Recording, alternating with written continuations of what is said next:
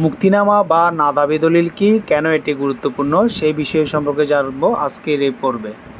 এরকম ভূমি সংক্রান্ত নিত্য নতুন তথ্য পেতে আমার পেজ বা চ্যানেলটি ফলো বা সাবস্ক্রাইব করে সাথেই থাকুন।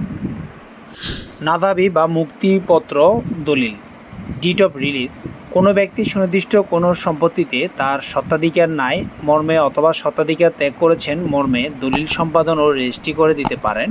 এরূপ দলিলকে নাদাবি বা মুক্তিনামা দলিল বলা হয়। আর একটু সহজ করে বললে, কোনো সম্পত্তি অন্য কারো নামে বিনামে করে রাখে বা দলিল ও খতিয়ান মূলে ভুলক্রমে রেকর্ড হয়ে থাকে, পরে যদি ওই ব্যক্তির কাছ থেকে ডিক্রি মূলে দলিল ফেরত নেওয়া হয় তাকে মুক্তিনামা বা নাদাবি দলিল বলা হয়। নাদাবি বা মুক্তিনামা দলিলের গুরুত্ব।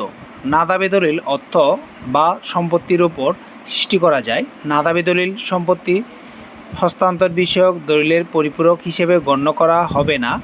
নাদাবি দলিল দ্বারা কেবল কোনো কিছুর দাবি ত্যাগ করা হয়, সত্য হস্তান্তর হয় না বা কারো সত্য এর দ্বারা সৃষ্টি হয় না। বিশেষ দ্রষ্টব্য, নাদাবি দলিল একটি প্রচলিত দলিল। মুক্তিনামা দ্বারা কি মালিকানা হস্তান্তর হয়?